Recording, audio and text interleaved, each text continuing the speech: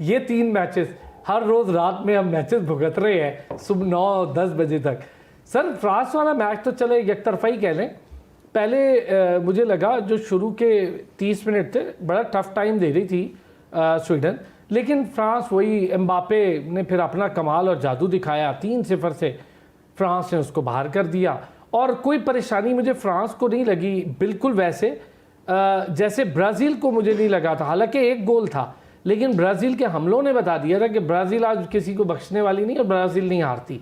मुझे वो गेम में ही उनका कॉन्फिडेंस था। लेकिन on the other hand Germany, मुझे समझ नहीं आ रही इस टीम के साथ भी क्या प्रॉब्लम है। अभी आगे और कल ही भी इंग्लैंड वगैरह भी खेलेंगे तो खुल जाएगी, लेकिन जर्मनी के हालात तो बड़े अजीब है सर। 3 दफ़ा की वर्ल्ड चैंपियन है। नहीं, जर्मनी जो है वो आप देखिए कि 2000 जो उन्होंने आखिरी वर्ल्ड कप लिफ्ट किया था उसके बाद से पहली बार वो राउंड ऑफ नॉकआउट स्टेजेस में आए हैं। और इंटरेस्टिंगली आई थिंक कल बहुत ही अच्छे मैचेस हुए, तीनों के तीनों मैचेस। अब एक्चुअल वर्ल्ड कप का मज़ा आना शुरू हो रहा है बिकॉज नॉकआउट शुरू हो गए हैं। आप फ्रांस और उसका मैच देखें तो वो ताबड़तोड़ हमले फ्रांसीसी टीम ने ऐसे किए जैसे जंग लड़े हैं। पहले 20-25 मिनट के अलावा जब थोड़ा सा मैच बराबर रहा, या एंड में आप देखें जब योकेरेस को चांस मिला स्वीडन की तरफ से, तो उसके अलावा फ्रांस ने उनको मौका ही नहीं दिया। और ये 3-0 की जो गोल लाइन है या जो स्कोर कार्ड नज़र आ रहा है वो बड़ा डिसेप्टिव है, क्योंकि 5-6 जगहों पे चांसेस मिस किए हैं फ्रांस ने। अच्छी डिफेंडिंग उनकी थी और कई उनके चांसेस, गोलकीपिंग बड़ा अच्छी हुई, लेकिन उसके बावजूद ये आराम से 6-0 7-0 हो सकता था। और after the second goal France ने बहुत रिलैक्स्ड गेम खेली है। इसी वजह से उनको चांस भी मिला दूसरी टीम को, लेकिन बहुत मज़ा आया, बहुत फ्री फ्लोइंग और खूबसूरत मैच हुआ। अच्छा, उसके बाद ज़रा आपने कि जर्मनी की चलें बात कर ही दी है, मेरा सवाल वो है, मैं हैदर भाई से ज़रा पहले इसलिए क्योंकि वो जर्मनी में ही है। तो हैदर भाई, जर्मनी आपके लिए आपकी सेकंड होम भी जर्मनी है पाकिस्तान के बाद, तो क्या वजह है जर्मनी की फुटबॉल? आप देखें जब से उन्होंने वर्ल्ड कप उठाया उसके बाद वो अगले राउंड्स में नहीं जा रहे थे, अब अगले में जाते हैं अरसे के बाद, और वो प्यास बुझती है तो वहीं पर वो अपनी गेम ख़त्म कर लेते हैं। और मुझे लगा नहीं कि जर्मनी वैसा खेलिए जैसा खेलने के लिए हमेशा मशहूर रही है। आपकी जर्मनी की टीम जो है वो रिजवान ने भी सही बात की कि गुज़िश्ता 2-3 वर्ल्ड कप से वो टीम नहीं रही है जैसे कि पहले होती थी। शायद उसकी वजह ये है कि फुटबॉल खेलने का तरीका और स्ट्रेटेजी काफ़ी चेंज हो गई है। वैसे भी आप ये देखें यूरोप में जो टीमें बहुत अच्छा खेल रही हैं वो उनकी अपनी लोकल टीमें नहीं है। फ्रांस की टीम जैसे आप ले लीजिए, फ्रांस की टीम अपनी लोकल नहीं है बल्कि अलजायर, कोंगो, कैमरून की टीम है एक्चुअली है। और दूसरी अगर टीमें देखें इंग्लैंड की, तो उसमें भी ज़्यादा जो है अफ्रीकन मुल्कों के प्लेयर्स खेलते हैं। जर्मन टीम जो है वो कोशिश करते हैं ज़्यादा कि अपने जो यहाँ के पैदाइशी जर्मन है या नस्ली जर्मन है उनको सिर्फ जगह दें। यहाँ भी अच्छे खिलाड़ी हैं जो बाहर के हैं, लेकिन उनको इग्नोर किया जाता है। तो बहुत सारी चीज़ें हैं जिसकी वजह से जर्मन टीम जो है वो इस वक्त इतनी अच्छी नहीं है। दूसरी बात यह है कि मैं फुटबॉल का एक्सपर्ट तो नहीं हूँ, लेकिन शायद एक चीज़ मेरी समझ में आती है कि अब फुटबॉल जो है वो रिवायती अंदाज में नहीं खेली जा रही है। जैसे वो पहले आहिस्ता आहिस्ता छोटे छोटे पासेस के साथ खेलते थे, अब बड़ा एग्रेसिव गेम हो गया है। और इसी वजह से जो टीमें एग्रेसिव फुटबॉल खेलती हैं वो शायद जैसे मोरक्को, देखिए मोरक्को ने नीदरलैंड्स को हरा दिया। मोरक्को टीम जो है लास्ट वर्ल्ड कप से कतर से बहुत ऊपर आई है, सेमीफाइनल तक पहुंची। फिर उसके बाद पैराग्वे ने जर्मनी को हरा दिया। अभी तो और मैचेस होने हैं। रिजवान ने बड़ी अच्छी बात की कि फुटबॉल का वर्ल्ड कप तो अब शुरू हुआ है, अब मज़ा आएगा देखने में कि कौन कितने पानी में है। तो जर्मनी की बहुत सारी वजूहत हैं जो मेरी समझ में आती है। इनका गेम स्ट्रक्चर, इनकी प्लानिंग अब वो मॉडर्न फुटबॉल से मेरे ख्याल से मुताबिक नहीं है उसके, ऐसा लगता है। अच्छा मुदस्सिर चौधरी साहब, फुटबॉल का वर्ल्ड कप आता है तो हम सारे ही उसके रंग में रंग जाते हैं। खेल ही ऐसा है। क्रिकेट हालांकि चल रही है, हमारी लड़कियां अभी काफ़ी बुरे तरीके से हार के और एक आधा मैच जीत के आई हैं। फिर इंडिया के साथ भी ऐसा कोई कमाल नहीं हुआ, वो भी सेमीफाइनल से बाहर हो गए।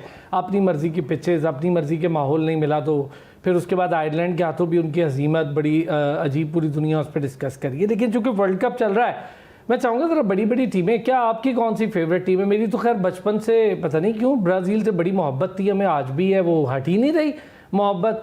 तो ब्राज़ील की जीत के लिए हम सारे बड़े खुश थे और वो जीत भी गए अल्हम्दुलिल्लाह, मैं तो बहुत खुश हूँ। लेकिन इस टाइम फुटबॉल में जो मुझे सबसे अच्छी चीज़ नज़र आ रही है, अगर इसकी जगह आप ज़रा अल्टरनेटिवली कोई बॉडी लें, आईसीसी, ईरान की टीम अगर क्रिकेट खेल रही होती तो जिस तरह दिलेरी के साथ फीफा ने उन्हें खिला दिया है मैचेस, आईसीसी ये हिम्मत ना कर पाती, क्योंकि आईसीसी की बॉडी पूरी की पूरी अताब में है भारत के, और इसी तरह शायद किसी और के अताब में भी होती। लेकिन जब स्पोर्ट्स बॉडी की बात आती है तो ऐसी होनी चाहिए जैसे फीफा। देखें फीफा की नो डाउट, एक तो पहले बताऊं कि शायद मैं पहले भी बात कर चुका हूं कि अक़वाम मुत्तहिदा के रुकन ममालिक की तादाद आई थिंक 193 है, और फीफा जो वर्ल्ड कप है इसकी अगर टीमों की तादाद मुल्कों की तादाद जिन खेला जाता है जिन एरियाज़ में, वो 200 प्लस आई थिंक 211 या 12 है। इससे हिसाब लगा लें कि कितनी बड़ी बॉडी और कितना। फिर दूसरी बड़ी बात है कि फ़ीफ़ा आपको पता है जिस अंदाज़ में वो ऑपरेट करती है, उसको लोग उसके जो मुंतखब होते हैं, फिर उसके बड़े सख्त फैसले जो हैं, जो अक्सर बड़े बड़े आपके जो हीरोज़ हैं उन पे इम्प्लीमेंट होते हैं, तो लोग उन पे बरसते भी हैं, लोग उन पे बात भी करते हैं, अक्सर टीमें उन पे सवालिया निशान करती हैं। अभी भी जो ईरान के साथ हुआ, ईरान ने बड़ा शदीद तहफ़्फ़ुज़ात का इज़हार किया कि हमारे साथ जो जुल्म किया गया कि हम मैच खेलने के लिए वहाँ से निकलते हैं, हमें फिर मुल्क बदर कर दिया जाता। अमेरिका के वीज़ों का आपको पता है इशू चल रहा था। तो इसके बावजूद भी एक कामयाब वर्ल्ड कप का होना और इस गेम का जिस अंदाज में, मेरे ख्याल में इस वक्त दुनिया जो है फुटबॉल के रंग में रंगी हुई है। आपने इसको आईसीसी से कंपेयर कर दिया है, जो कि एक पूरी कह लें एक रजीम का एक सिटिंग एरिया बन चुका है, जिसको हम हिंदुस्तान की रजीम कहते हैं, वहाँ बैठी है और तमाम बोर्ड्स को, उसमें बड़े बोर्ड्स भी अब तो वैसे वो चीखें मारते हैं लेकिन उस हिसार में फंस चुके हैं, इतना उन्होंने काबू कर रखा है कि उससे बाहर नहीं आ पाते। तो बहरहाल फुटबॉल जारी है। जर्मनी का रात मैच आप बात कर रहे हैं, तो जर्मनी ने मेरे ख्याल में वही तारीख दराई है, वहाँ सब इसको करेंगे सेकंड शायद 2016 और 2021 में भी प्लेंटी शूट आउट का ही मामला था, और मुझे इस बार फिर वो कमज़ोर दिखाए हैं, उसमें ही आके वो रह गए। और उनका मुझे लगा कि बॉल पे उस तरह से ग्रिप नहीं, नाम बड़ा था लेकिन उस तरह से प्लेयर्स उनके लगा नहीं ग्राउंड में। पैरागो के लोगों पर देखा मैंने 75 या जो एंड पे फिगर आपको दिखाते हैं 75 या 76% बॉल तकरीबन उन्हीं के पास रहा। इसके बावजूद पूरे मैच को ऐसे ले जाना और बाद में प्लेंटी शूट आउट पे आना, और उसके बाद प्लेंटी शूट आउट पे आके आपका वही पुराना रिकॉर्ड, जिस तरह हम साउथ अफ्रीका क्रिकेट के बारे में बात करते थे ना, चोक कर जाते हैं। इसी तरह जर्मनी भी मुझे लगा कि जब प्लेंटी शूट आउट का मामला आता है तो नफसियाती तौर पे उनको अपना माजी याद आ जाता है, क्योंकि पीछे भी दो वर्ल्ड कप में उनके साथ ये हो चुका है। तो वही सिलसिला कल लगता था जैसे रिपीट हो रहा है, वही प्लेंटी शूट आउट में आके वो हारे। बड़ी टीम थी, बड़ा नाम था, उसको आना चाहिए था। अब आप दूसरी जो बातें कर रहे हैं कि हम गेम जो है आईसीसी है या क्रिकेट है और किस अंदाज में, तो देखें असलान साहब, नो डाउट इस वक्त तमाम गेम्स के अंदर मार्केटिंग, पैसा, एडवर्टाइजमेंट, ये सारी घुस चुकी हैं। इसके बावजूद गेम तभी आगे बढ़ी गई, चाहे फुटबॉल हो, चाहे क्रिकेट हो, हॉकी हो, जिसमें उससे गेम से प्यार करने वाले लोग होंगे, ना कि आप एक कमाई का एक जरिया बना लें। और अब यही फुटबॉल जिसकी हम बात कर रहे हैं, इसको अपनी तरफ ले ना, अब पूरा पाकिस्तान, अब जिससे भी बात करेंगे आपको फुटबॉल की छोटा मोटा एनालिसिस देगा जरूर, क्योंकि वो देख रहा है। आजकल बच्चों की छुट्टियां हैं, रात को सारे जाग रहे होते हैं, बच्चे बड़े शौक से देख रहे हैं, एक बाकायदा प्लेटफॉर्म मैसर नहीं है कि वो खेलें। ये तमाम कमाल किसके था। इस मौके पे भी हमारी जो फुटबॉल एसोसिएशन थी वो माहौल बना सकती थी। हालांकि आप देखें वो सियालकोट में एक कैंप जारी है जो कि फीफा की तरफ से और फुटबॉल वो कंपनियों की तरफ से, वहाँ से फीफा के सर्टिफाइड कोचेज़ आए हुए हैं, बच्चों को सिखा रहे हैं, लेकिन वो चंद दिन की बात है। अब इस माहौल में जिस वक्त के पूरा सहर तारी है पूरे पाकिस्तान के ऊपर फुटबॉल देखने का, सोचने का, गेम का, लोग बनाई जा सकती थी, एक्टिविटी कराई जा सकती थी, नाइट की एक्टिविटी, बच्चों के स्कूल से।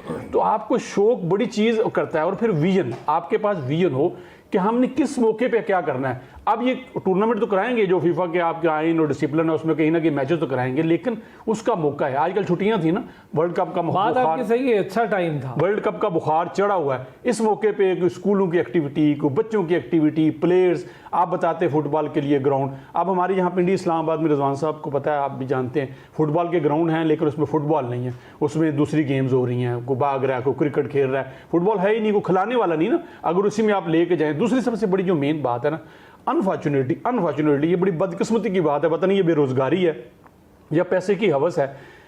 क्रिकेटर्स ने क्रिकेट सिखाने के नाम पे, फुटबॉलर ने फुटबॉल सिखाने के नाम पे, हॉकी वालों ने हॉकी सिखाने के नाम पे पैसे इकट्ठे करना शुरू कर महंगी अकेडमीज बनानी शुरू कर दी हैं। उन अकेडमीज में यकीन माने वही बच्चा जा सकता है जिसका वालिद अच्छे खासे पैसे कमाता हो, उसको छोड़ के ले जाना, उसकी फीस, उसकी स्टिक, उसके फुटबॉल, उसकी चीज़ें, ये बड़ी बदकिस्मती है पाकिस्तान की। ये प्लेयर्स को भी सोचना चाहिए जिनने अकेडमी बना रखी है, नाम आपके भी जेहन में आ गए होंगे जो इस्लामाबाद में ये काम कर रहे हैं। मैं अक्सर जब उनसे मिलता हूँ तो मैं कहता हूँ ये देखें, ये बाहर बैठे हुए बच्चे ये आपको देख रहे हैं, ये चाहते हैं कि ये बॉल पकड़ के खेलें, ये चाहते हैं हम आपके साथ फुटबॉल खेलें, लेकिन नहीं आ पाते क्योंकि आपने इन लोगों से फीसें ली हैं, ये फीसें नहीं दे पाते।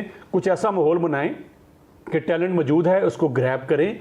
यहीं से हमारा आज काम करना अरसलान साहब शुरू होंगे ना। आज क्रिकेट तो वैसे ही हमारा हाल जो चल रहा है, फुटबॉल फेडरेशन को मुफ्त के बड़े अच्छे मशवरे देखें। हमारा हम जिस स्टेज पे बैठे हैं अरसलान साहब, और हम जिस उम्र की जिस स्टेज पे, मेरे ख्याल में हमें चाहिए कि नेक नीति से जो हमारे दिल में बात है, जो इस गेम के लिए, इस पाकिस्तान के लिए बेहतर है, हमें कर देनी चाहिए। आज हम काम करना शुरू करें फुटबॉल पे, हॉकी पे, क्रिकेट के। यकीन माने 15 साल बाद जाके आपने एक म्यार हासिल करेंगे। आप शॉर्टकट में नहीं जा सकते कि आप रोज़ाना प्लेयर चेंज कर दें, रोज़ाना टीम चेंज कर दें, मैचेस का पता ही नहीं, टूर्नामेंट का पता ही नहीं। जब इलेक्शन आए तो आप क्लबों को एक्टिव कर दें, आप कहें जी तुम भी आ जाओ, तुम भी आ जाओ, और क्लबों की जब स्क्रूटनी हो तो आप पता चले कोई दही वाला आ गया, कोई इलेक्ट्रिशियन आ गया, कोई गली मोहल्ले से किसी को किट पे ना खड़ी कर दिया। ये बदकिस्मती है। मैं पहले भी कह चुका हूँ आपके प्रोग्राम में, आप पूरे पाकिस्तान भर में फुटबॉल के, हॉकी के या और भी जो क्लब्स हैं, आप 1500 है ना, आप उसको 300 कर दें, आप उसको 200 कर दें, आप उसको 100 कर दें, लेकिन सर हालात हैं। चलिए आप मेयारी हॉकी पे ले आए हैं तो अभी हालात के मैं एक सेकंड मैं बीच में ना सिर्फ एक जुमला बड़ा कहना चाह रहा था, क्योंकि हॉकी टीम हमारी बिल्कुल ही रह गई है। तो कल मैक्सिको का मैच देख के ना मुझे बड़ा अच्छा लगा ये कि सब हलाली जर्सियों में मलबूस मैक्सिको की टीम अपना लग रहा था। वो तो जब सऊदी अरेबिया वाले खेल रहे हो ना, तो उनकी अरबी कमेंट्री जारी हो, तो हम भी यहाँ पे उनके लिए दुआएं करना शुरू कर देते हैं। हालांकि वो कमेंट्री कर रहे होते हैं, लग रहा होता है कि कोई तिलावत हो रही है। बस ये हमारे लिए इसलिए क्योंकि हमारे अपने यहाँ स्ट्रक्चर बड़ा खराब है।